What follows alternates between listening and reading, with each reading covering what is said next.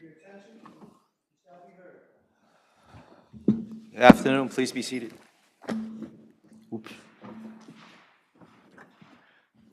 I overrode the court officer, sorry there. Good afternoon, everyone. Welcome to the Appellate Division. It's good to see everyone. We have over 5 hours of argument time requested today, so I ask you, when I call your case, to please give us the time you believe you need to argue your case. We have, like we've always said, we've read all the briefs, we know the record, so we go from there. So, having said that, call the calendar. First case up, People versus Mark Padilla. Submitted. Valed versus Correa.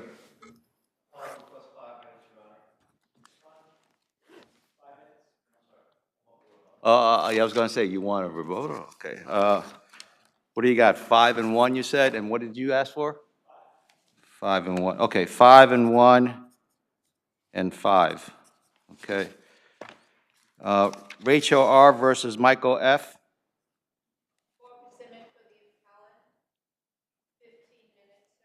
Any respondent? You're here. You want 15? Do you want? That's what you want? Okay, I will give you 5 and 3 and 4. Thank you. We have Wesco Insurance versus Fullmont Mutual.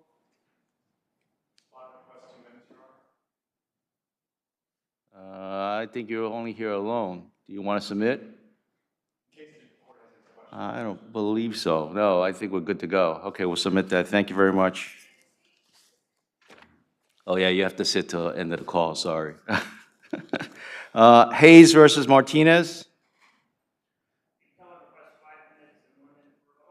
I'm so, 5 minutes and 1 minute for rebuttal. thank you. Okay, we got 5 and 1 and 5. Thank you. People versus Tyra Law. That's submitted. Padilla versus Padilla versus Toa.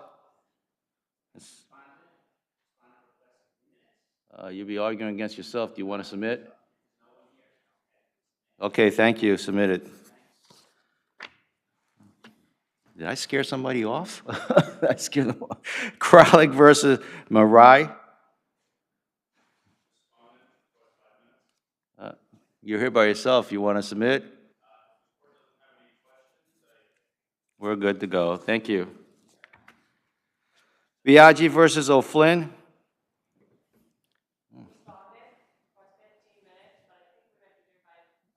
Yeah, I think you're by yourself. Thank you very much. Number 10, People versus Antoine Brown. That's a submit. Number 11, Bonilla versus New York State Department of Motor Vehicles. Okay. Okay, 5 and 2 and 5. Thank you. Schreiber versus New York City Health and Hospital Corporation. Oh, submit. Wow. I scared people off. I don't know what happened. Not that bad. Spree Case versus Tenario. 5 and 2. Okay, 5 and 2 and 5. Thank you. Since I scared so many people off, I'll give you a little extra time. Rivera versus Soydem. I'm sorry? 5 and 2. 5 minutes. 5 minutes. 5, 2, 5, and 5. Thank you. Brandway versus Hospitality versus Brandway Hospitality versus Deschal Capital is a that's a non-numerated, so that's submitted. Okay, here we go. Thank you very much. First case up is Valed versus Correa.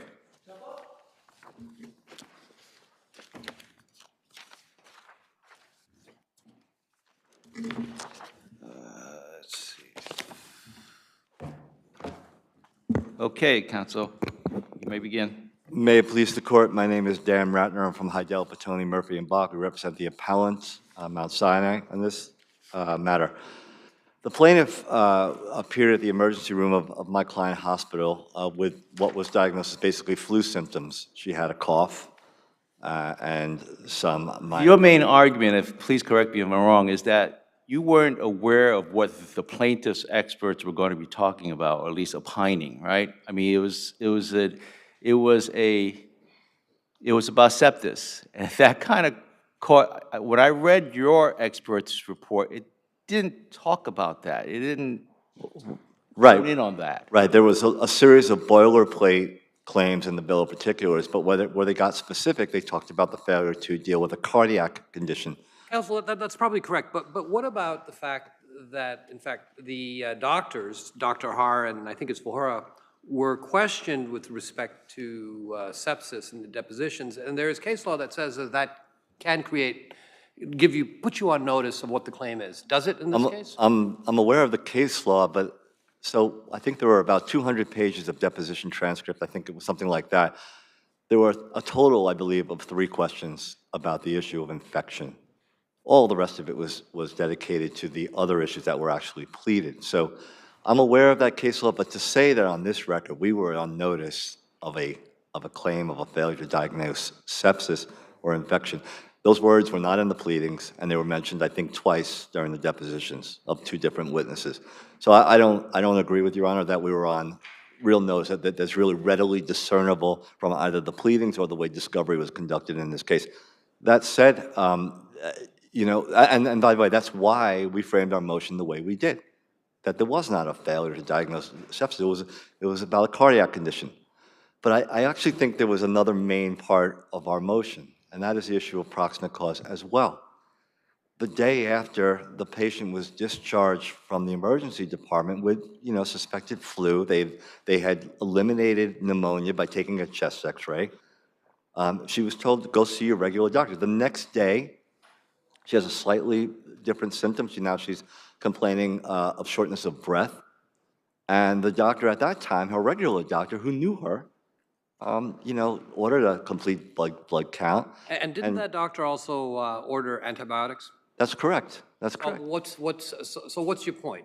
Well, the point is that to say, as plaintiff's expert did, that somehow we set the plaintiff on a course that was sort of irreversible and inevitable, it's just there's a break in the causal connection. We cited a bunch of cases in our brief where when a doctor takes over, at that point there is a break in the causal chain.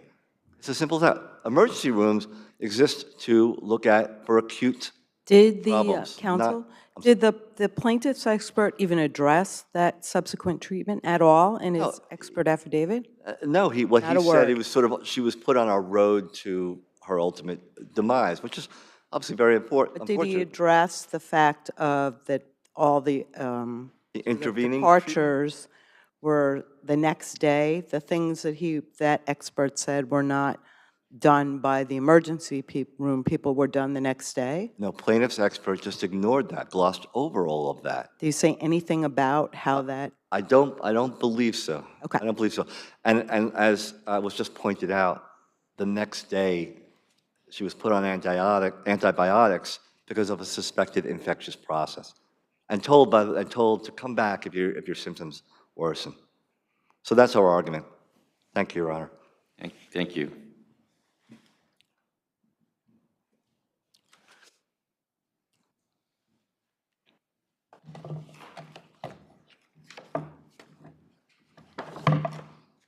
Okay, thank you.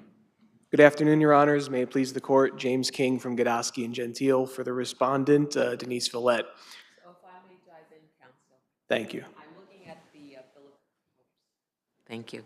I'm looking at the bill of particulars at record page 134 and the second bill of particulars at record page 150. And what I see is reference to cardiac condition, cardiac testing, cardiac diagnosis on both.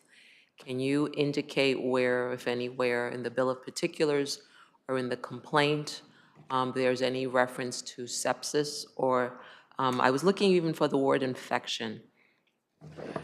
Well, You're correct, Your Honor, that there is no reference in the bill of particulars to sepsis, but there is a reference to failure to adequately monitor and treat, failure to recognize the significance of the But that's all boilerplate. How does that put them on notice that your claim here is a failure to diagnose and treat sepsis? Well, there's various case law from this court and this department and other departments that holds that, certain tests don't have to be specifically enumerated, such as I don't have to plead that they should have ordered a CT scan, even if there's a claim that it's being made that there should have been testing ordered. And, to that point also, there was nothing in the bill of particulars about a flu swab being necessary, but the defendants, experts managed to pick up on that and address that in their affidavit. So it's not necessarily that they couldn't. So is there anywhere in any of the pleadings that say failure to diagnose sepsis? No, Your Honor, those words. Anywhere in the pleadings, including the bill of particular, failure to diagnose respiratory infection? Those words, no. Nope, neither one. Did you, and then your expert says failure to follow the SIRS procedures, correct? Correct, Your Honor. Did you ever demand St. Luke's SISRS procedures? I don't recall off the top of my Did you head. ever, well, come on, did you? I don't, not You specifically, didn't. no. You I know did you not. didn't, right? You never demanded any of those. You never asked either of the doctors about those, correct? Well, I did, Your Honor. Did you ask them about the SIRS procedures? Not in their about the SIRS. depositions? Not about SIRS. No, neither one of them, did you? No. Did you ask them about any of the tests that you claim that they didn't do in their depositions? Yes, Your Honor. Which one? CT scan, D-dimer testing, white blood cell Okay, count let's testing. start with CT scan. Was a CT scan done No, Your Honor. by them, but was it done the next day? So let me go on to another thing. Did your expert say anything about the fact that the next day, all the tests that your expert thought should have been done were done by the plaintiff's primary care physician? Well, she noted, the I'm just expert asking noted, you whether they, yes or no. It's sort of like a yes or no-er. yes, Okay, what was said? that was the white blood cell testing and an EKG, because those were both performed by the PCP the next day. Okay, your expert noted that in there and didn't find any problem with proximate cause? Well, there can be more than one case of proximate I'm just cause. asking you whether there was any discussion of that. I don't believe so, Your Honor. Okay, thanks. Yeah, I told you we read the record. I trust that. Oh, yeah. Getting back otherwise to a roadmap on this case, aside from the fact that some of the elements that are in dispute here, such as the sepsis and the testing that was done the next day, there are still additional issues that were not addressed in terms of the care given, in terms of the EKG, the troponin and the D-dimer testing, all these things that were unrelated to the sepsis, that were not necessarily claimed as the sepsis in the bill of particulars. And failure to give a CAT scan, is that what you're talking about? CT scan, yes. A CT scan. Was that in your bill of particulars? I believe it was, yes. It Failure was. to do specifically CT scan, yes. a CT scan? Yes. I didn't see it. Can you tell me where it was? Because I'd like to go back and look at the record on that. Hold on 1 second, I have so many notes here. Want me to help? No, yeah, okay. Yes, page 134 in the record. Generic failure to do every test, sort of the generic failure to do all those tests? I would not consider that to be generic, it's Well, specific how many, names. what's listed there? Cardiac enzyme testing, D-dimer testing, EKG, echocardiogram, stress testing, CT Stress testing, right? X-ray. About 40 or 30 or 40 X-rays, MRIs, all the tests that one could possibly get, right? I would posit there are far more testing, Your Honor. All right, in a general way. In a general sense, those are a number of the tests. Yes, okay, thank you. I see that my time is up. Thank you, counsel. Thank you. Unless the court has any questions. I want to on- ask you about the CT testing. not What- But I was going to get out of here. What do you have to say about the failure to do a CT scan? Well, my point would be that, again, she was sent to her regular doctor the following day with a diagnosis of flu symptoms, and if there was no acute problem in the emergency room. And that's what emergency rooms are there for. Thank you, Your Honor. Okay, thank you.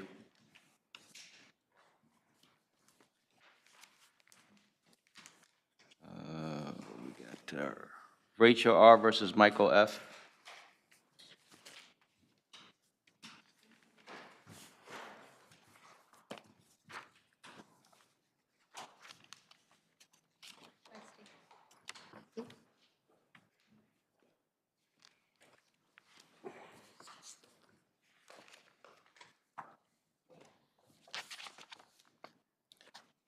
Hey, you may proceed. Barbara Zimmett with the firm of Grimes and Zimmett for the appellant Rachel Rosen. Okay. So, Your Honors, good afternoon. This appeal addresses two relatively simple issues, but with very complicated facts. So, counsel, I'd like to address the simpler ones. How's that? So Okay. we know that there was an error in the calculations in the 2016 order issued by the support magistrate, but that wasn't corrected and it wasn't appealed when the family court judge in 2017 issued his own decision. So subsequent to that, I believe there were applications seeking retroactive child support for the same period. Why isn't there issue preclusion under these circumstances? Well, I believe, Your Honor, that there is no issue of preclusion because the discrepancy in the magistrate's findings in 2016 was never corrected. Judge Weinstein obviously recognized that there were these discrepancies in calculating the arrears and therefore threw up his arms, so to speak, and said, send it to SCU, let them figure it out. But they never figured it out. They never did anything. Weinstein had the statutory authority to direct this matter to SCU. Did you appeal that order, counsel? Did I? Did you appeal from Judge Weinstein's order? No, I wasn't. So at this point, what are we to do with the case? I mean, at this point, aren't you precluded because they're clearly there are mistakes, but no appeal was taken, and how do you get around issue preclusion? Okay, but Your Honor, I argue that if I were the attorney for the appellant at the time, had I filed an appeal within that 30-day period, you would have found that I was wasting your time because the SCU, who has the statutory authority to have done the accounting, could have done the accounting. How could I? Counsel, if I may, because you bring up SCU, but please tell us, how could SCU even calculate? Because I was under the impression that the payments were made directly until, I believe, June 2016. So you keep on saying SCU, but I just don't understand how they can even do that when they never received the payments until June 2016. Please tell us. Okay, so Your Honor, in the world that I work in, SCU often corresponds with claimants and respondents with respect to what is owed and what has to be done. Okay, I just want to stop you there, because are we on the same page that the father made direct payments to the mother until June 1st, 2016? The father made direct payments to the mother. That's correct. All right, so if that's the case, how does SCU get involved when they had no involvement? Well, they're directed by the family court judge to investigate and to make an accounting. What SCU does, whenever a matter comes before them, and I have seen these documents in other cases, they send the parties correspondence asking for all types of documentation. And they never did that. But they certainly had more than 30 days. My client couldn't have appealed within that 30-day period. She couldn't have known that everybody was going to drop the ball. And so she's now, because of this administrative problem, to be kind, is out $40,000 of an award of retroactive child support when the father in 2016 earned slightly under $1 million. And my client, when she submitted her financial disclosure affidavit with the 2020 application, was earning approximately $40,000. So there's a huge disparity in the money, and nothing happened. Nothing happened each time. So, counsel, why didn't you raise that in 2017 when the support magistrate said that you hadn't demonstrated a sufficient change in circumstances and that the family court was unable to address your claim that the child support union hadn't done its job, right? Why didn't you appeal that order? If you thought that that was wrong in 2017, you should have appealed that order, but you didn't. And now you're coming back 5 years later and saying, yes, I did not I mean, this is not a new thing. In 2017, the family court said to you, we can't do anything about it. So why not appeal then instead of 5 years later? Well, number one, I wasn't represented. Okay. Okay. That's fair. Okay. That's good. All right. Number two, the respondent defaulted. If you read the decision. And you get a so decision. Therefore, there was no opportunity. Doesn't matter. If you are aggrieved by the order, as I know, you can appeal it. And you were aggrieved by that order, which said, there is nothing I can do, which the judge said in 2017, there is nothing I can do about the fact that CSU didn't make this calculation. I can't answer for why that attorney didn't file an appeal. I agree, but however, doesn't that raise issue preclusion? If you could have appealed that adverse decision on the arrears in 2017 and you didn't, how do you get to raise it 5 years later? Because I would submit that that decision by Magistrate Mahoney dealt with the fact that he didn't have the authority to change Weinstein's decision because he was just a magistrate. He wasn't a family court judge. He could have, I would argue, say, gee, there's a mistake here. He could have done that also in 2021. But for whatever reason, and then amended and corrected the magistrate's orders and finding of fact. Why he didn't perform his job, I can't answer that. But the result of this, what I refer to as an administrative problem or a malfeasance possibly by the magistrate, results in my client having had an award of retroactive child support and can't move forward on it, no matter what she did. Just was hitting a brick wall each and every time. All right, thank you. You'll have rebuttal time. Thank you.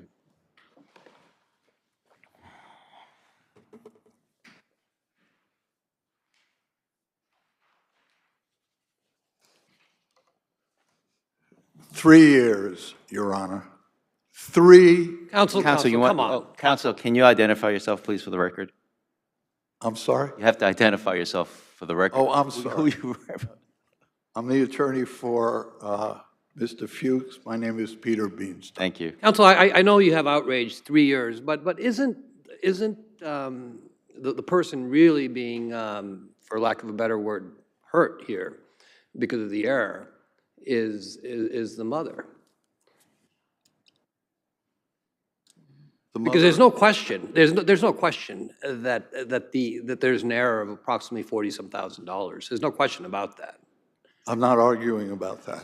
So hold your outrage about the 3 years. My argument You're getting a windfall. is about waiting for 3 years.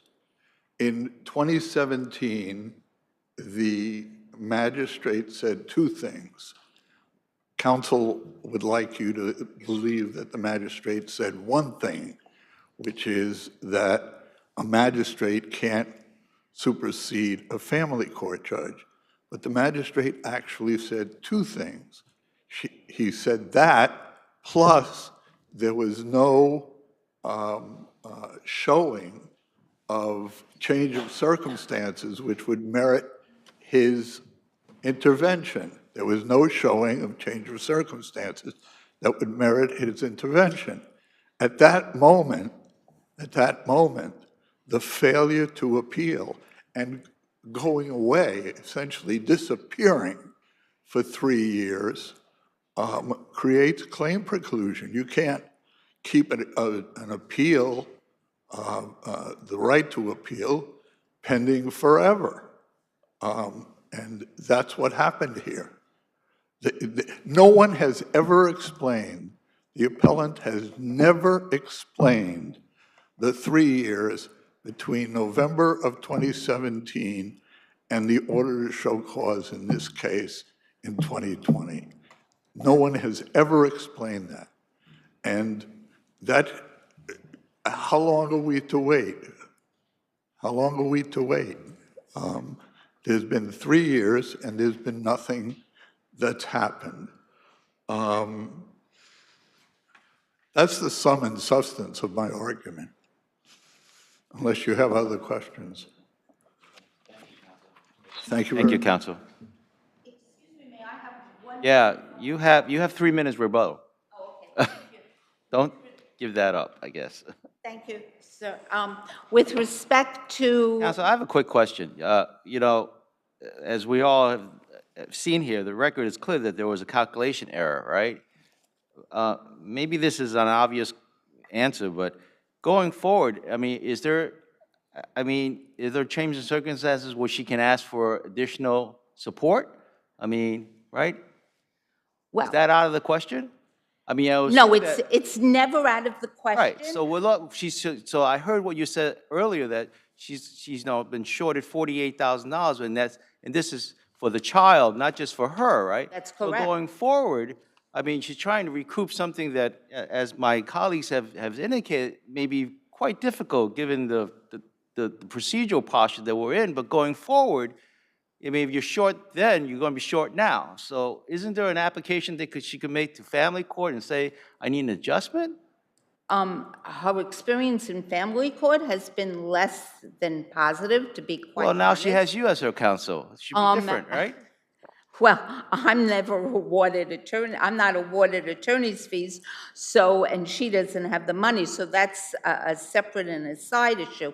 But I wanted, if I may, just, she always has the option Yeah. to go back to family court. Right. But I would like to state with respect to Mr. Beanstalk's statement that Magistrate Mahoney found no change of circumstance. That related to the claim where she was requesting a change in the amount of child support she was receiving. And I believe that what Mahoney was saying was that, sorry, Ms. Rosen, no change in circumstance. You can't have more than the $5,900 that you were awarded. That does not address the issue of the failure to have the correct calculation of the arrears. So Mahoney may have said two things, but the second item did not relate to the issue before you. The point being is that you were aggrieved by that order. I think that's what counsel's point on that is, and you should have appealed that back then. And my point is that, and my point is, if you know, this is all for support for the child and for the mother. If you were short then, you're short now, that there could be applications before, I mean, they're not precluded, from my understanding, from going back to family court of changed circumstances to make adjustments, correct? Well, she did go back in 2017. I'm talking about, okay. Okay, Well, in we're fact, talking 6 years nowhere- ago. Well, Things have changed, right, in 6 years? But we can't forget COVID. Remember, when I drafted the order to show cause, it sat with the family court for over a year, going Right. nowhere. Okay, got it, thank you. Thank you, Your Honors.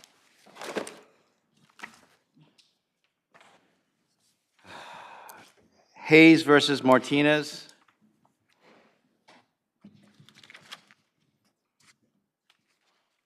Justice Gonzalez is recused from this case. Yes.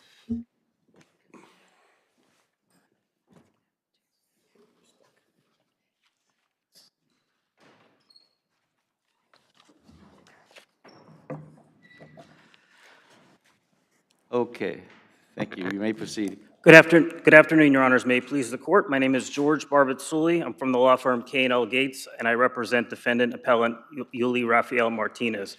This is Mr. Martinez's appeal from the trial court's denial of his motion for summary judgment. Mr. Martinez had sought summary judgment in his favor on all 4 causes of action that the plaintiff, Donna Hayes, had asserted against him for fraud, breach of contract, conversion, unjust enrichment.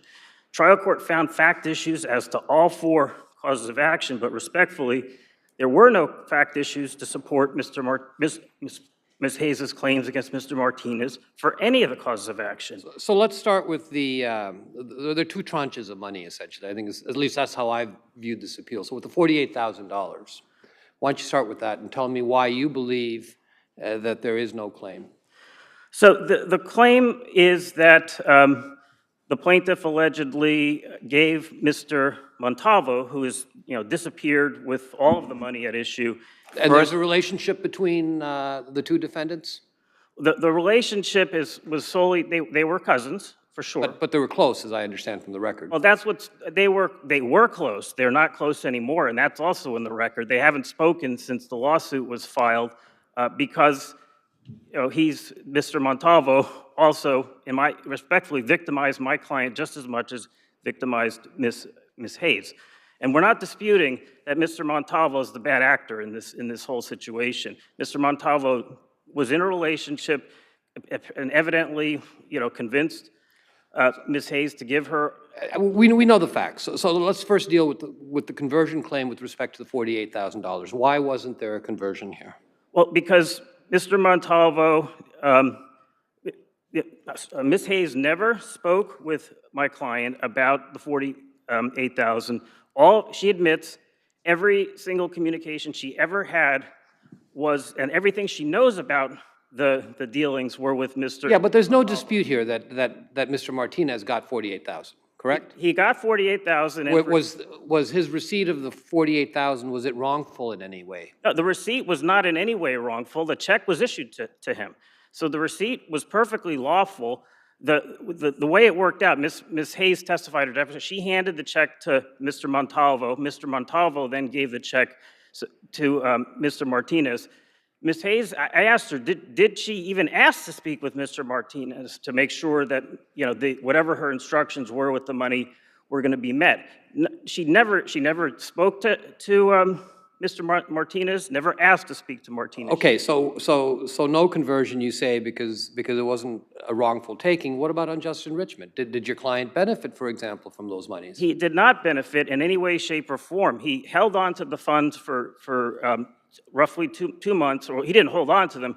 He initially gave an initial $1,000 to Mr. Montalvo, then bought him a car, because that was what he understood was the purpose, and then Your time is running out. You may want to address the $114,000. Yeah, and that's, I think, a simpler, that Ms.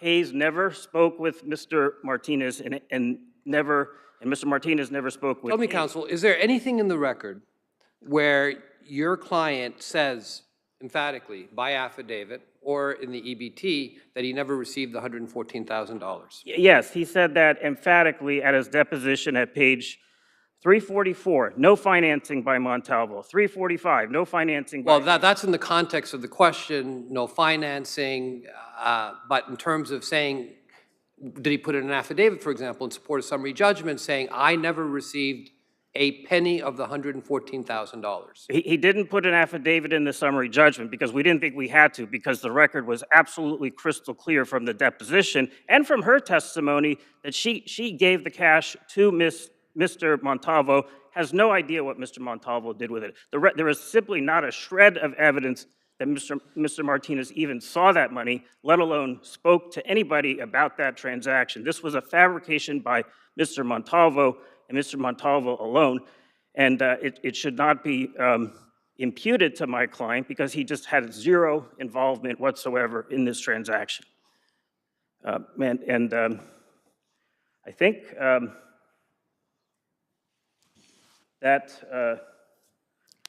I think that covers my argument, Your Honor. Thank you.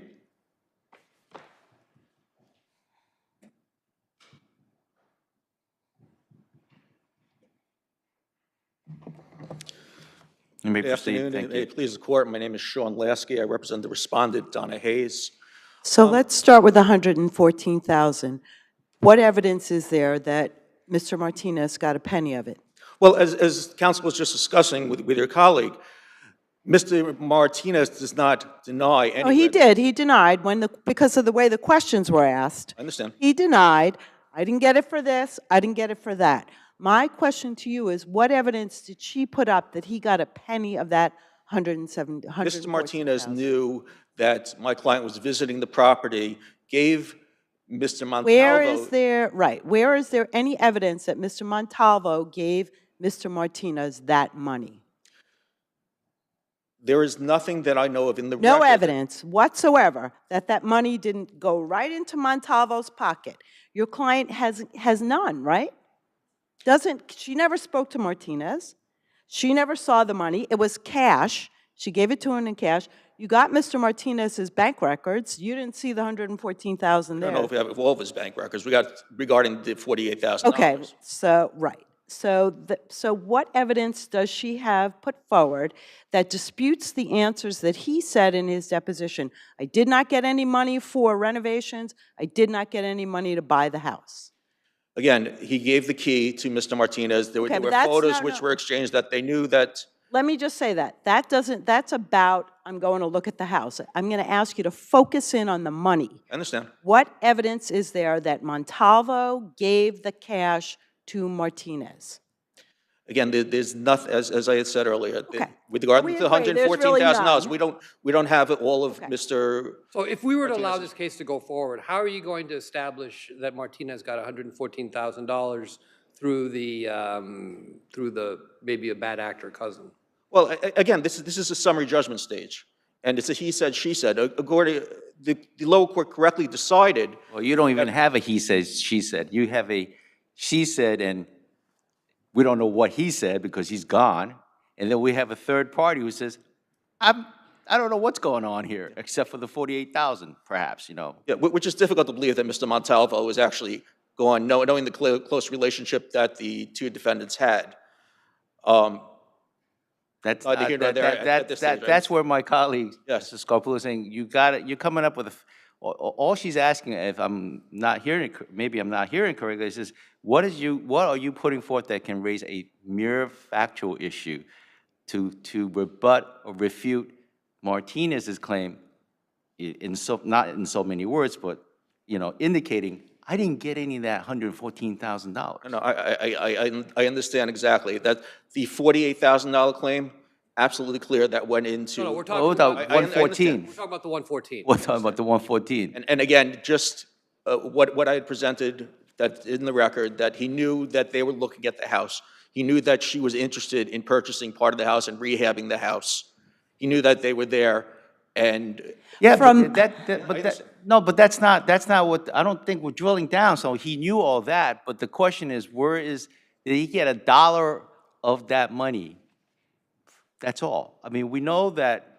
And let's say I agree with you. Okay, he knew Martinez knew everything about these folks going to the house. But the question is, did he know that Montalvo was going to get $114,000 and that he was going to get some of that money. I mean, I would submit, again, we're at the summary judgment stage. It's a triable issue Well, of fact. actually, we are at summary judgment stage. Did Martinez, in your view, make out a prima facie denial receipt of the $114,000? He only relies on the EBT testimony, but is there any evidence in the record where Martinez says specifically, I did not receive $114,000, period? No, and Mr. Martinez had moved for summary judgment very early in the case, right after, I believe, discovery had started. That's where that affidavit came from. The affidavit was not supplemented in the second No, summary it's a judgment. 2017 affidavit. It was an affidavit prior to the EBT. I mean, Right, and the EBT is, it's clear. Are we parsing? Not really. No, no, wait, did her lawyer ever ask him, he asked him about the money, did you ever get it? Did you ever get it for the renovations? Did you ever get it? Did her lawyer ever ask him, did you get it just because your cousin liked you or for some other reason? Was he ever asked that question? I believe no. No, he wasn't. The only thing he was asked was, did you get this money? And he answered no. Did you get this money for this reason? No.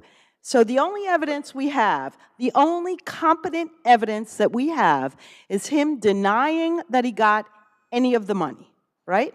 Yes. Okay. Your Honor, I would just, regarding that, second motion of summary judgment, he made the motion. In our opposition, we said, you did not deny receipt of $114,000. He could have simply put in a two-sentence affidavit in reply. He did not do that. Okay. The lower court based its decision on that. Okay. Thank you. Thank you very much.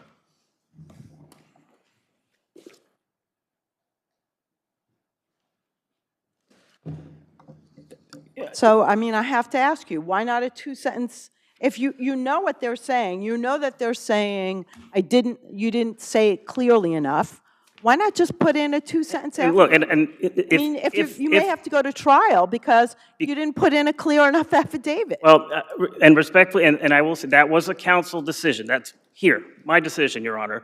And my decision was... What would be the downside for it? Well, there would have been no downside. It just, the simple fact was, it was so, in our view, clear and unequivocal from this deposition testimony that we've quoted in both of our briefs in this here.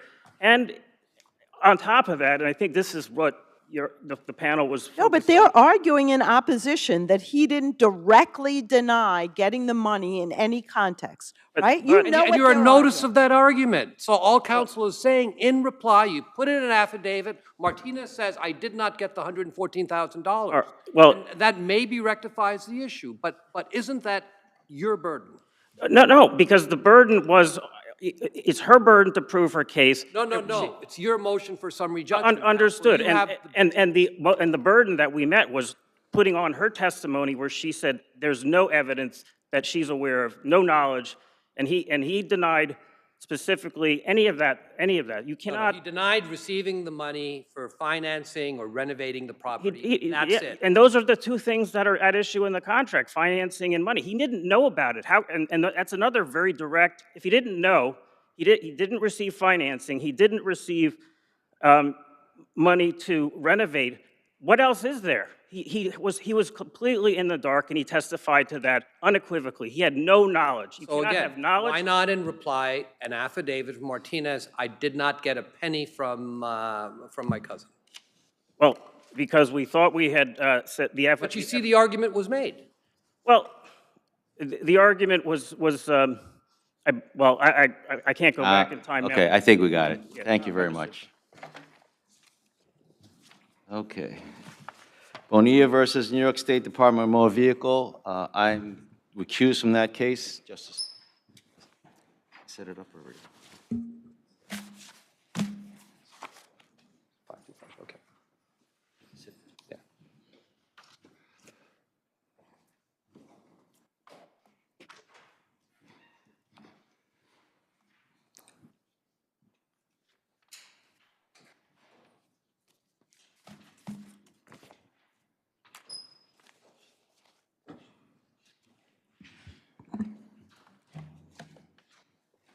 Okay, counsel, you may proceed. Good afternoon, Your Honors. Noam Greenspan, Falcon, Muchagrosso, and Roberts for Mr. Bonilla, the appellant. As you know, this is in relation to an Article 78 proceeding relating to a December 9th, 2019 accident involving Mr. Bonilla's Brinks armored truck, which he was driving, and a pedestrian at the intersection of 61st and Broadway. And that accident was, in the words of the Third Department, a regrettable tragedy of the most serious consequence. Nevertheless, the resulting hearing and the ultimate revocation of Mr. Bonilla's license were both fundamentally flawed, shocking the conscience, and shocking the sense of fairness. Tell me, does your client, does the driver ever say that he saw the victim or the pedestrian? He does say that he saw the pedestrian at When the did he moment. see her? At the moment of impact, Your Honor. He testifies that he saw her in So he never saw whether she was coming from east to west or west to east. Didn't he actually surmise that she was how she was walking? I think surmise is a fair term. He talks about the direction her head was pointing. He talks about what he saw on the island and what he viewed in terms of the intersection. But he is definitive that she's walking in that direction. I don't think there's any question about that. I don't even think the state contests that in their response to our motion. And I don't think that the appeals board at the DMV contested that either. I believe that, while it's true, it's sort of a question of circumstantial evidence versus direct. This is a circumstantial evidence testimony, if you will, but it's quite strong. I mean, he's absolutely certain that she's walking in that direction. So, counsel, here's my problem there. There's no eye contact apparently with the victim until the point of impact, right? And in the appellate brief, I believe you say that she collided with the truck, with the armored Brinks vehicle, which was kind of interesting. But how is it that the turn was made veering towards the middle of the roadway instead of towards the extreme left hand of the roadway as required by VTL 1160C? There's no explanation there. There's speculation, I would say, that it wasn't easy, but I don't get it. So could you explain that to me? Sure. I think there's, let me first go back. I mean, I'm not sure exactly what portion of the brief you're referring to, but I don't think there's any argument that she ran into his truck or anything of the sort. He's driving and she's walking, and we don't contest that she's crossing the street within the crosswalk. So if that's a point of contention, I don't think there's any argument between the parties on that. So just on that point alone, you admit that she's in the crosswalk lawfully. She has the right way. That's clearly a violation of the VTL. I think it's what is it, 111 something or the other. 1146A, Your Honor. Yeah, isn't that sufficient for the revocation? I mean, she has the right of way in a crosswalk. You have a big vehicle Right. which has blind spots. I do want to get back to your question, Your Honor, but I guess I'll take them sort of out of order. The answer is, we have, for example, the Kluscheritz case, 49 AD 2nd 409, where a revocation is overturned by the Third Department in a case in which a pedestrian is walking in the crosswalk. And we have, I think, 4 or 5 cases cited by the respondent, by the state, in which we have penalties far less severe than a revocation. In fact, Well, in this case, you have an basically 85-year-old woman who's deceased now. No question, and that's Pretty why. serious consequence. Absolutely. In fact, I think again, this language came from that Kluscheritz case. It's a regrettable tragedy of the most serious consequence. No question about that. But the case law that both parties have cited is that when there aren't any aggravating factors, when there are mitigating factors. Why would you say there's no aggravating factors here? Sure. The aggravating factors, again, this is from the No, why would you say that there are no aggravating factors when he testified that he was trying to reach the middle of the roadway instead of the extreme left? Right, and I apologize. I haven't gotten to your question. But let me just finish the thought, and I will answer, I promise. There's no evidence of alcohol. There's no evidence of excessive speed. These are all factors that are listed in Kluscheritz. There's no evidence of callous disregard. There's no evidence of texting or cell phone use. That's not in Kluscheritz, which is an older case. But counsel, no also, evidence- there's no evidence of any weather or roadway obstructions. You know, he indicated about the blind spot. He turned, he didn't see her, so can you explain that? Sure, and now we're getting into evidence, I think, of mitigating factors. So those are the aggravating factors. Now we're talking about the mitigating factors, and I think this goes a little Counsel, bit to the. Your time is up, but so just, I'll give you a minute or two, but wrap up, please. Sure, I'm just trying to answer the Yes, questions. I totally, and we talk And I over the red apologize light, for but going go over ahead, time. Go ahead, yeah. What we're talking about here, and this is something that was, I think, also lost in the ALJ's opinion and goes directly to the turning into the middle lane. This is a very odd intersection. It's not a 90-degree intersection, and the best I can do is sort of demonstrate with my hands. Broadway doesn't run north-south. That's what the ALJ said. It's not accurate. Counsel, we're familiar with Broadway. We come from New York, okay? I understand, but it's relevant to But the... it's on a Saturday at 3:15 p.m. in the afternoon. It's busy. It's December 7th. I'm sure people were out shopping. They weren't sleeping at home. And you have someone going towards the middle of the roadway, which you're not supposed to do. There's no explanation other than I was trying to reach the middle of the roadway. Right. So 1160C, which you're citing, which generally requires that a left-hand turn be made into the leftmost lane, talks specifically about whether that is practicable. It needs to be made into... There is no explanation in the record as to why this was not practicable. And by the way, the language about colliding with the truck is found at the appellate brief, page 16. Well, let me correct the record then. She I did not appreciate collide that. with the truck. I appreciate The truck collided with her, and I apologize if there's any confusion Okay, about Counsel. that. Counsel, you're going to hold the rest for rebuttal. Sure, Your Honor. Thank you. Thank you.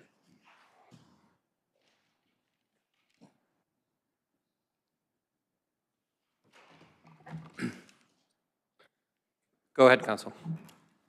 Good afternoon. Anthony Radawazzo on behalf of DMV.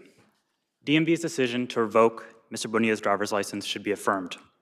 First, substantial evidence supported the determination that Mr. Bonilla violated Section 1146A when he struck Miss Ellen Berman with an armored vehicle while making a left-hand turn into the middle lane of Broadway. It is undisputed that at the time of this accident, Miss Berman was legally crossing a marked crosswalk with the pedestrian signal in her favor. The weather was clear, and there were no obstructions in the roadway. And Mr. Bonilla was driving an armored vehicle, a truck that posed a grave danger to pedestrians if operated carelessly.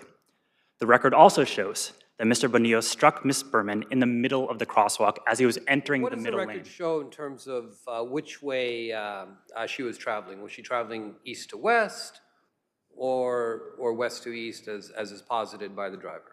Yes, Your Honor. The accident diagram and the accident report from the incident both show that Miss Berman was traveling east to west toward the Broadway median at the time of the accident. That is also consistent with Mr. Bonilla's own testimony. Why is that important, sir, in this case? That's important because on appeal, and this is nowhere in the record, but on appeal, Mr. Bonilla suggests that Miss Berman darted out into the street in front of the vehicle before there was time for him to react. There is simply zero record support for that. That's because he saw her from the driver's side of the truck, right? It's a little unclear, to be honest, what the theory is here. I think it's just hard to dispute the fact that Miss Berman here was traveling in the middle of a marked pedestrian cross signal with the signal in her favor at the time of the incident here, Your Honor, and that itself establishes a violation of Section 1146. So are you saying that it's not dispositive whether her direction of travel was west to east or east to west? That's correct, Your Honor. We think the record here supports that she was traveling from east to west toward the Broadway median, and that's, again, both in the accident reports, the accident diagram itself, and also Mr. Bonilla's testimony, which I can refer to if you'd like. My recollection of Mr. Bonilla's testimony is that he guesses that she was going the other way. Is that correct? That's correct, Your Honor. At pages 60 and 61 of the record, Mr. Bonilla acknowledged that this was a mere guess, and counsel on the other side suggested that this was a surmise on the stand here. That's accurate. He had no idea. He confirmed time and time again, this is at pages 48 and 49 of the record, that he did not see Miss Berman before the moment of collision.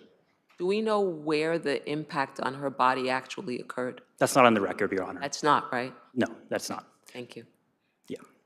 So we think that the undisputed facts here, she was struck in the middle of the roadway, the weather was clear, there's nothing obstructing Mr. Bonilla's view. That itself establishes a violation of Section 1146A. But as I was mentioning, the record establishes that she was traveling from east to west toward the Broadway median. And I'll just mention one other factor here we haven't talked about, and that's Mr. Bonilla's own testimony. He twice testified at his hearing that he looked toward the Broadway median around his driver's side blind spot, both as he was entering into the intersection and again as he was making the turn, but he did not see Ms. Berman at that location. Substantial evidence also supports DMV's determination that Mr. Bonilla violated Section 1160. By his own account, Mr. Bonilla was trying to make it into the middle lane of Broadway. That's at pages 55 and 56 of the record. Finally, the established facts support the penalty of license revocation in this case. At the end of the day, Mr. Bonilla's negligence while driving an armored truck through a busy intersection with lots of pedestrian foot traffic ended up in the result of an elderly pedestrian dying.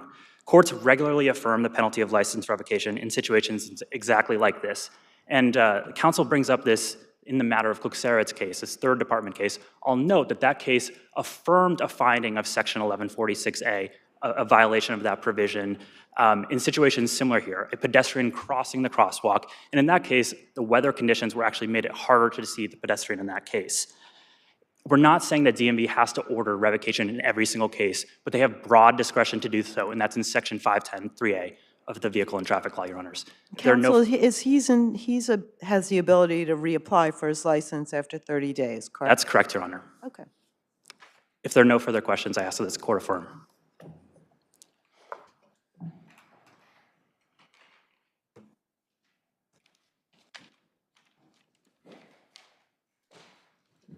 Your Honors, I just want to come back to the question of 1160C and the discussion we were having about that.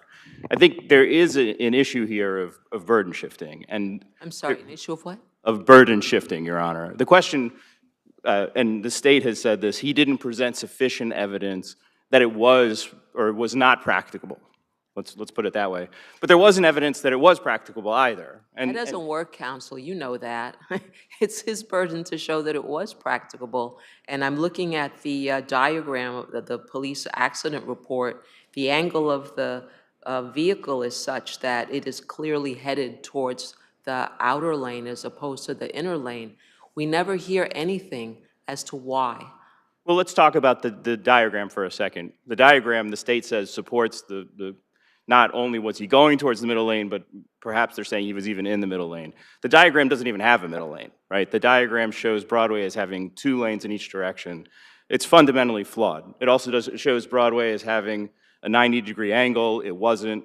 I mean, that is all of the relevant evidence of why it would have been impracticable. This was a very difficult turn. Do we have another diagram to work from? No, we don't, Your Honor. But that, I don't know why, and I don't believe it should be, prejudicing Mr. Bonilla that the police did a poor job of constructing a diagram. He testified to the best of his ability, and I think the judge found him credible. Counsel, isn't the dispositive issue here the fact that this driver saw, and I'm quoting from 837, saw the pedestrian after she was hit? Is it dispositive as to his duty of care or as to whether? Dispositive as to his duty of care, one. Yeah, I think that would be it. Dispositive as to his duty of care because he should have seen what was there to be seen. Well, let's talk a little bit about what the state just said, which I think goes to this. They said there's lots of case law showing the revocation is permitted if a duty of care is violated. There isn't. In fact, they can't find any. They find 1 case where there's a revocation, and they find 5, which are the primary cases they rely on, which show that there was a duty of care, and that's the same as Kluxerit's, but say that a revocation is not the right remedy, a suspension is. And to the point that was made at the end of... Counsel, make your last point. Make your last point. Thank you. To the point that was made about what happens in a revocation, it is true that he can reapply after 30 days. It's also true that the commissioner can deny it really without giving any explanation whatsoever as long as it's consistent with his discretion. So there's a very big difference between a revocation and a suspension, and that's exactly what Kluxerit finds in reversing. Thank you.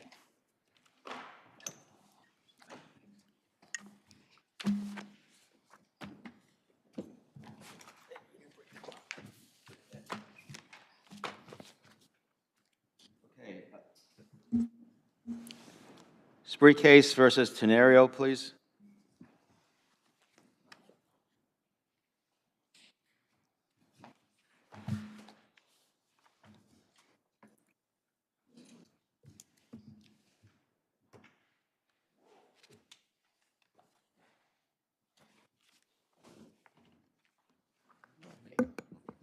Okay. May it please the- Proceed. I think you need to bring that down, Yeah. counsel. Yeah, just a little bit. I was trying, okay. May it please the court, my name is Karen Newworth from the law office of Martin S. Rappaport, PC, for the appellant Daniel Tenriero. And since I know you read the papers, I'm going to get right into it and just say, this is not an appeal saying that Mr. Tenriero should not be sanctioned. He should be sanctioned. There's no question of it. But we have to get past that. In fact, we have to get past the fact that Mr. Tenriero did something wrong. He did. We all know that. He more than did something wrong. He committed a fraud on the court. You're absolutely right, Your Honor. That's right, and he should be sanctioned for it. The question is how much, right? Right. Is it fees on fees or not fees on fees, the situation? Exactly, Your Honor. So basically, whatever the sanction is, it has to be just or appropriate. Wasn't that presented to the special, I think the respondent here was aware of that going into that hearing with the special referee. That's why they had two figures to put before the special referee. One went up to the date of the motion being made, which was, I guess, when they made the motion for sanctions, and then the cost that was resulting or that got accrued as a result of the motion of the hearing that was held for the motion on sanctions, right? So, Well, yeah, the way they and that's did, what the special referee did. She gave him everything up until that motion, right? here's the problem. No, she didn't give him everything up to the motion. She gave him everything up until after the court had already originally granted the motion. Okay, the judge had granted the motion, and then the judge had said, okay, pay whatever respondent says, pay that. And then respondent gave a number, 74,000 and change, and the appellant said, what? That's not reasonable. I want to be able to, fight this. I don't want to just pay whatever they say. I don't think it's appropriate.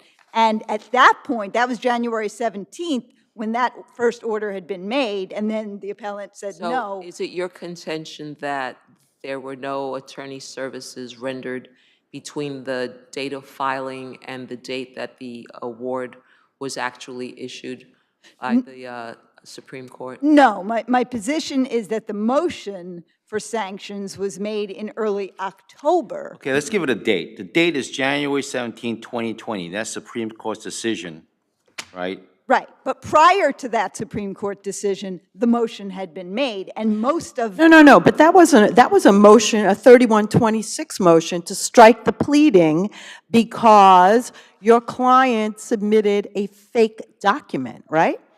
Yes, but... Okay, so the judge says, you know what, I won't do that, but I'm going to give you costs, including your costs for making this motion to strike the pleading, correct? Yes, but... And the referee gave that money, correct? Correct, that money was given. Nothing further than that, correct? Correct, but two problems with that. One is they gave the money for that. It was a 3126, but it wasn't just a motion to strike the pleadings. It was also a motion for money damages. It was a motion. Okay, so under 3126, the judge is entitled to do everything in the world, including charging you with the motion, including striking your pleading, anything as may be just, correct? So under that 3126 may be just, the judge said, I'm going to charge you for that motion.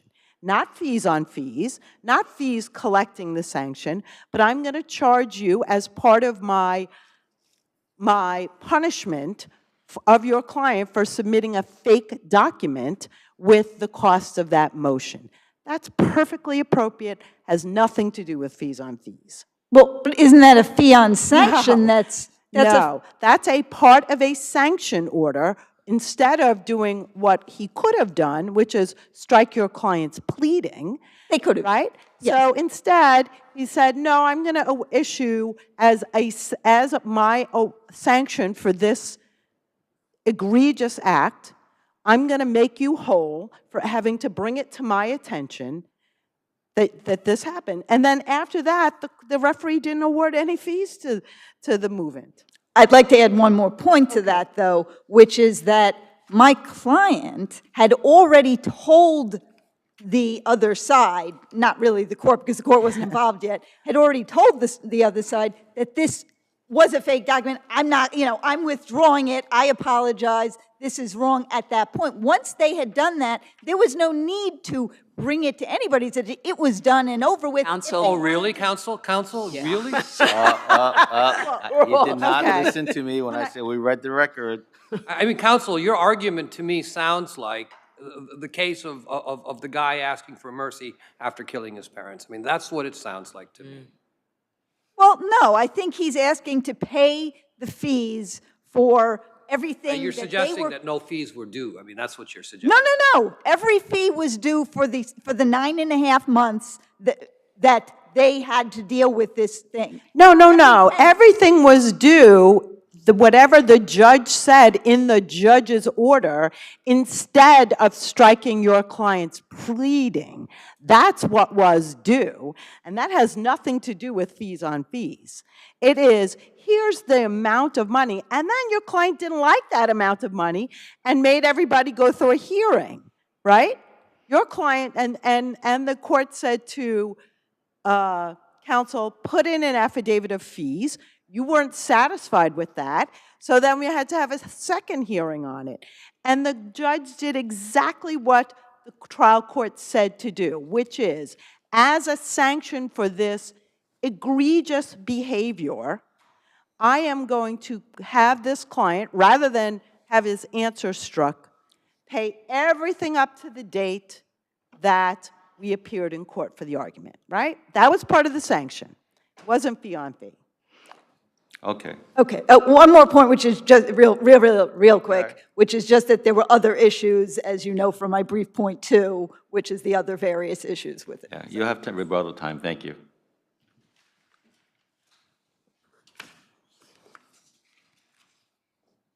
May it please the court, Andrew Karamuzis of the firm Moran Karamuzis for respondent.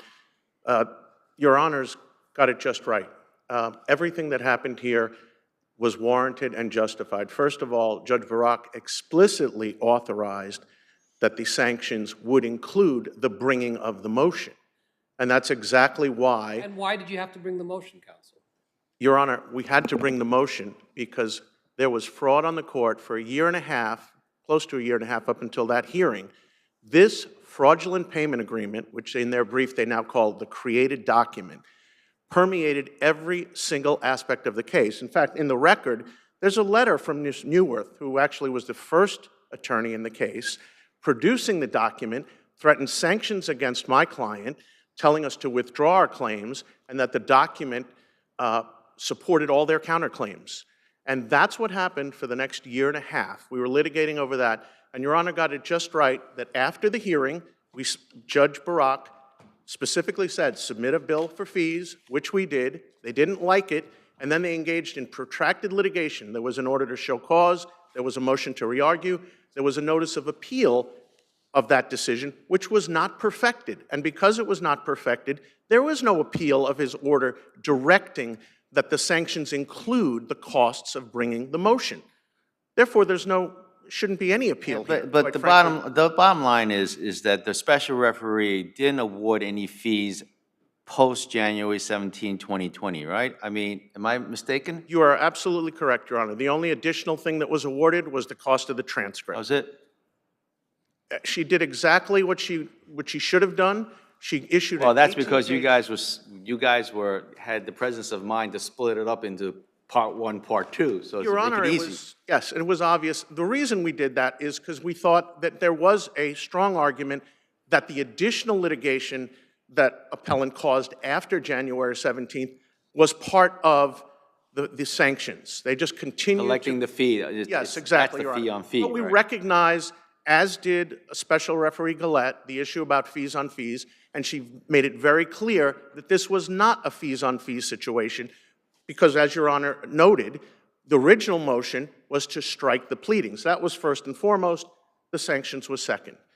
And it was a thorough decision, 18 pages. We had 3 days of hearings, over 20 exhibits. All the unredacted bills and invoices were submitted, and she made a very thorough ruling. And quite frankly, their brief doesn't even talk about the standard, which is a clear abuse of discretion. And as this court has noted in many decisions, a trial court's imposition of sanctions will not be disturbed absent a clear abuse of discretion. And there was an absolute provident exercise of discretion here by Special Referee Gillette, and we think she got it exactly right, Your Honors. Thank you. Thank you. Anything else?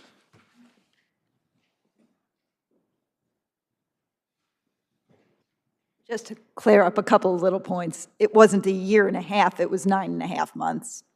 And when counsel says, I threatened sanctions, first of all, I didn't know. I was lied to, so please. And I would like to point out that initially, counsel for respondent threatened me with sanctions simply for putting in the original answer in the action, which was a very inappropriate action on their part, having nothing to do with anything. Maybe going forward, my hope would be that the parties, maybe, attorneys behave differently, but we're dealing with what we have.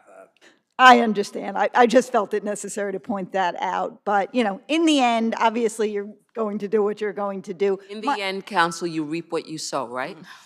Absolutely. I agree with you. Yeah, that's true. Thank you, Your Honors. Thank you.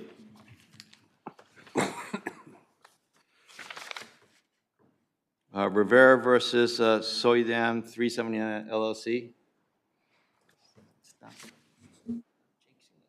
I know.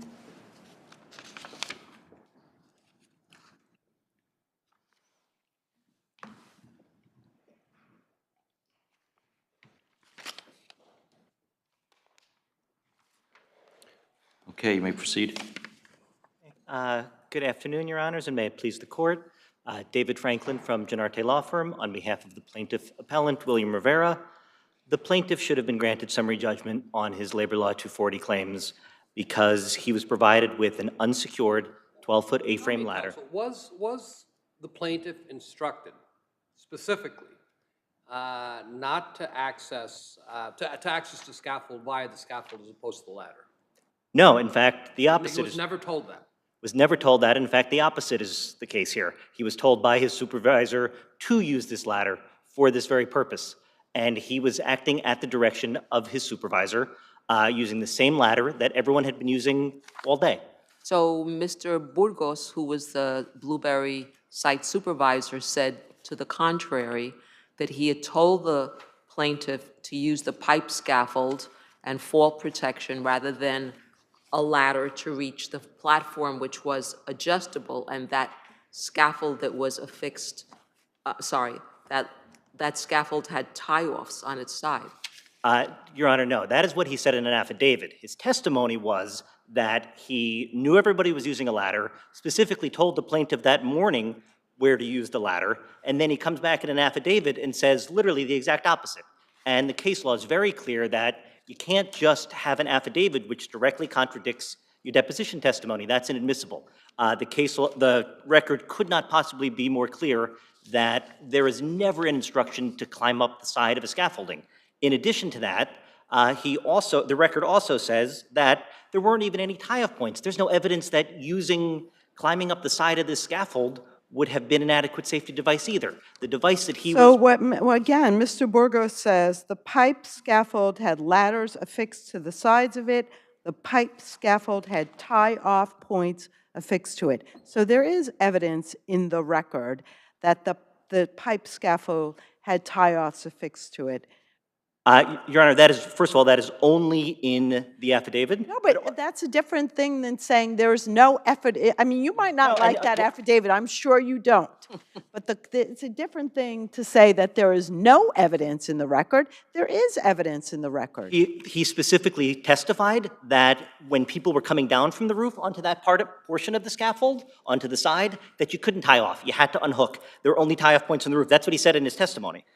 And in addition, just to prove, it's still not a sole proximate cause defense because it's undisputed that everybody was using the same ladder, and the plaintiff testified that he was using the ladder that his supervisor told him to use. Well, counsel, how do we deal with the evidence that the plaintiff preferred to use the ladder over the pipe scaffold because it was, easier, it was more comfortable for him? How do we deal with that? That is not the evidence in the record. That's page 247 to 249. What the plaintiff actually said was his supervisor, Sue, specifically directed him to use that ladder. So Sue now is the supervisor? Sue was one of his supervisors. Yes, he testifies to that. My recollection of the record is that he didn't know who his supervisor was. Is that a fair statement? No, he said that Sue was one of his supervisors. He said there's several. And 247 and 249, the part about it being more comfortable, that is what his supervisor told him. And even Mr. Burgos specifically says in his testimony that he knew that these people were using the ladder every day. And didn't he also say every day in the toolbox talks or whatever, I am telling them, don't do that, do not do that. I'm No. having that. What he says at the toolbox meetings, he says to the employer, make sure that it is tied off and that somebody is holding the bottom of it. Didn't Mr. Burgos testify that he repeated the same instructions every single day to the point that the workers didn't like him because I'm trying to remember, he has a lot of certificates, OSHA and everything else, but he was directed to do a toolbox talk every day, even though it was repeating the same conversation? What he says was that, yes, he did give safety talks all the time, but he specifically says that on the morning at 9:30 a.m., Mr. Burgos said that he specifically told him where to use the ladder. So there's no question. It is, even the lower court excluded this affidavit. So did Mr. Burgos also testify that the plaintiff didn't follow instructions, that he had difficulty with them, so that, for example, he had a helmet, but he refused to use it? He did testify to that, but on that morning, this is what was being used. It is undisputed that this was inadequate for the task. Completely undisputed that this ladder is inadequate for the task. And under the jurisprudence of this court, to establish a sole proximate cause, you have to show that, first of all, that he knew he was supposed to use it, but for no good reason failed to do it, and also that this alternative safety equipment was adequate and would have prevented the accident. There's no testimony at all. There's no expert. There's nothing. All we have is the fact that nobody else climbed up the side of the scaffold with a beam. There's no evidence at all that this alternative safety equipment was adequate in any way. In fact, it wasn't. And all the evidence, including Mr. Burgos, is that he knew that nobody was using that everybody was climbing up this ladder. So, And didn't he testify, or didn't he say in his affidavit, on multiple occasions, I instructed Mr. Rivera not to use the ladder that he and his coworkers brought to the project? yes, which You is didn't give him that ladder. There's no evidence that Mr. Burgos gave him the ladder. He said the guy brought it to the project. He and his coworkers brought it, correct? yes, his supervisor brought that to the project and Okay, so used it every his day. company, it wasn't the owner or the supervisor or the site safety person who is saying in his affidavit, I am continually telling him not to use the ladder that you brought, correct? And you're saying that doesn't even raise an issue of fact? No, because first of all, Mr. Burgos is not his supervisor. Mr. Burgos works for the general contractor. His supervisor is named Sue. Mr. Burgos doesn't even speak the same language. I'm going to question your adversaries about that, because I don't recall that being, my recollection of the testimony is that he could not recall who his supervisor was. That's my recollection, but I may be wrong. But I have the same recollection. Okay, thank you. Sure.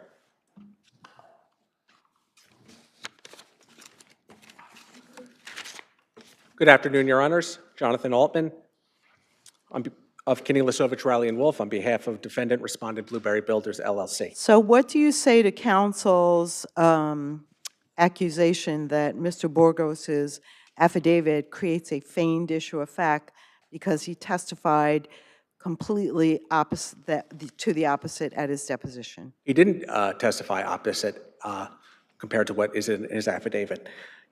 I know in appellant's reply, they accused Blueberry Builders of falsely asserting that Mr. Burgos testified at his deposition that he directed plaintiff to use the pipe scaffold. We respectfully disagree. Mr. Burgos did, in fact, testify that plaintiff was to use the pipe scaffold, and you can find that at record page 448. In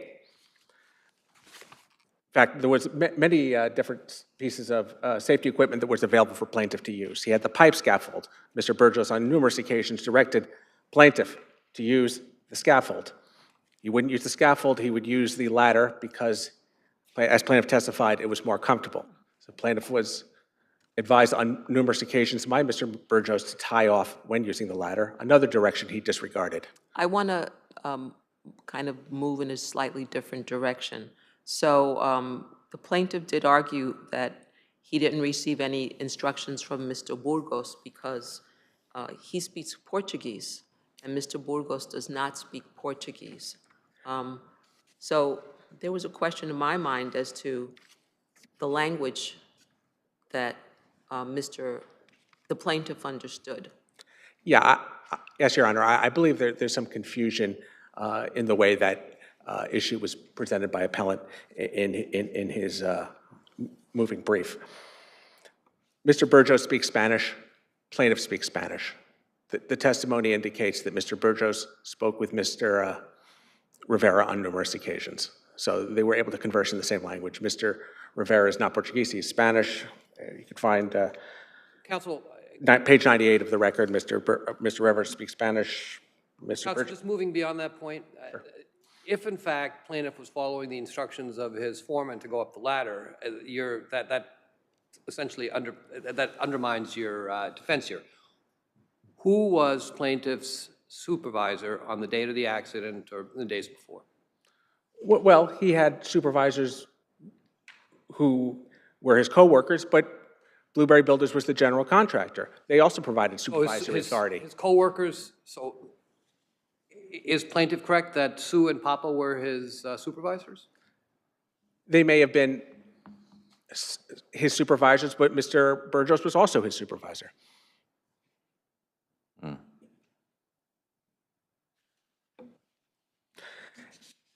In summary, this case definitely presents a sole proximate cause defense. Plaintiff had safety equipment available to him. He knew he was supposed to use it. He chose, for no good reason, not to use it. And if he had used that safety equipment, this accident wouldn't have happened. A jury should be entitled to consider whether plaintiff was a recalcitrant worker and if his recalcitrance was the proximate cause of his accident. Do you have any other questions for me? Well, with 241.6, plaintiff cites the two provisions in the Industrial Code regarding securing ladders and heights of ladders for work being performed. It's our position that plaintiff was told by Mr. Burgos to use the pipe scaffold, which was safe, not to use the ladder.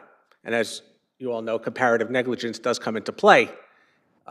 Was there ever any evidence that where the ladder was placed was slippery in a bad spot?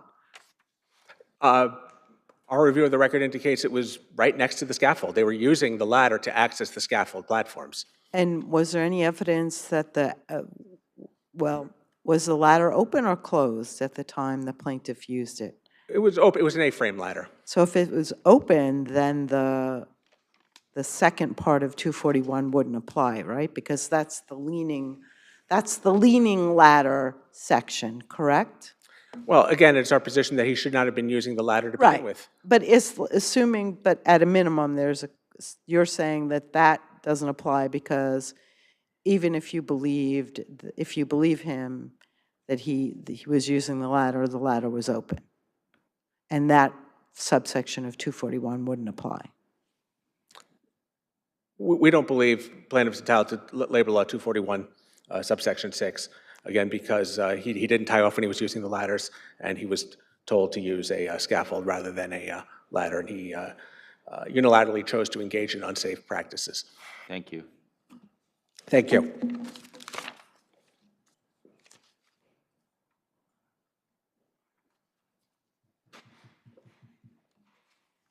Good afternoon, Your Honors. Gerard Van Leuven, Alaverdi and Van Leuven, for the owner-defendant Soydam 379 LLC. It's our position that, similar to what Blueberry had just discussed, plaintiff went out on his own and engaged in unsafe practices at this job site. It was Mr. Burgos' testimony, both at his deposition and in the affidavit that was submitted with the papers, that there was an issue with Mr. Rivera not listening to directions, not wearing his hard hat consistently, which couples with the testimony and affidavit, which then states by Mr. Burgos that he was directed to use a scaffold as opposed to a ladder, and that Mr. Rivera used the ladder that was being used on the job site because it was more comfortable to him. Your adversary says that the plaintiff never described the ladder as being more comfortable. But that is in the record, isn't it? It is. It's in his testimony itself. Yeah. And I asked a very direct question as to that. I was the questioning attorney at the time. The arguments about having no evidence of alternative equipment, those are directly addressed by Mr. Burgos, saying that there was alternative equipment available, and that in itself raises a question of fact here. There is record as well that the pipe scaffold had a tie-off, and the manner in which Mr. Rivera used the ladder itself was a blatant misuse of the ladder. He climbed all the way to the top of the ladder, and from there through a wood beam onto a scaffold, which the scaffold floor was at his ankles, and then described losing balance and falling backwards.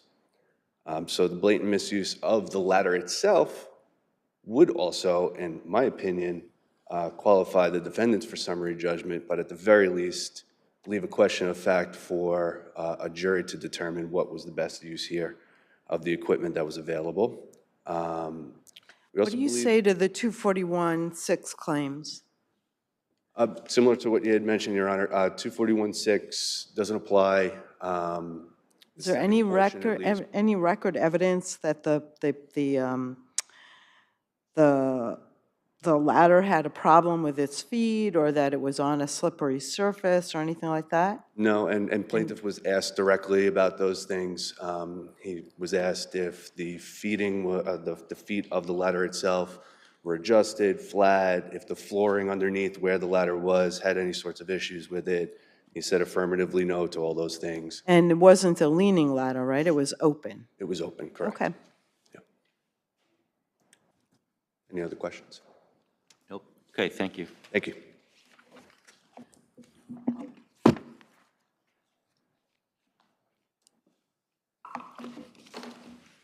Your Honor, I just wanted to address a few of these issues.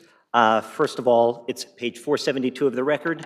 Mr. Burgos said that harnesses can only be worn when someone's up on the roof, and that they were not used when someone was coming up and down the scaffold. On top of that, the plaintiff testified he didn't have a harness, so even if there's tie-off points, he has nothing to tie off with. Secondly, Mr. Burgos at page 442 to 443 says that at 9:15 that morning, he showed plaintiff the area where he was going to be working and where he needed to tie the ladder off at. If the ladder's not the appropriate equipment, why is Mr. Burgos testifying that he showed him to use the ladder? On top of that, just with respect to sole proximate cause, even if this court were to consider the affidavit of Mr. Burgos, it still doesn't meet the standard because he has to show that there's adequate devices available. There's no demonstration that this other alternative device is adequate for bringing an 8-foot-long beam up. There's no testimony of that whatsoever. Counsel, they're not moving for summary judgment. All they're trying to do is create an issue of fact. Correct, but to create an issue of fact, that is their burden, and they haven't satisfied their burden to create an issue of fact. It is, Mr. Burgos himself said that he knew that morning that the plaintiff was using that ladder for the job. You know, counsel, the more I looked at the record myself, the more questions I had as to who was telling the truth and what the circumstances truly were. Was the ladder open? Was the ladder closed? Did the plaintiff ignore Mr. Burgos's instructions to use the scaffold's built-in ladder? Was he told to tie off and use a harness, or was that impossible? Did he disregard instructions? I mean, there were so many questions, and fortunately, this isn't a motion to dismiss. This is only your motion for summary judgment. Correct, but Your Honor, I just wanted to say that the parts on which there are no questions of fact is that they knew that he was using an unsecured 12-foot A-frame ladder. He had no protection whatsoever. It needed to be secured. Mr. Burgos admits that, and it Counsel, wasn't. I'm sorry to interrupt you. We're at the red light stage. Was the ladder, what's your position? Was the ladder an open position, or was it leading? Just give me a one-word answer. It was unsecured in the open position, In the open position. There's no Open. dispute that it's in the open position, with correct? nobody holding it. No, but then you make a claim under 241-6 for a leaning ladder. That's not a leaning ladder. An open ladder is not a leaning ladder. Do you agree with my colleague's assessment there? That it was an open position, so the regs relating to leaning ladders would not be applicable? Open, but it's also, well, Just yes or no? Open means like this, not like that. it's not clear if it was fully open or not. Okay. You're saying Right. there's an issue? Now it's not clear anymore. 5 seconds ago, Got it it. was clear. Thank you. What's clear is it did not provide proper. Okay, thank you. You're gonna have to hold it.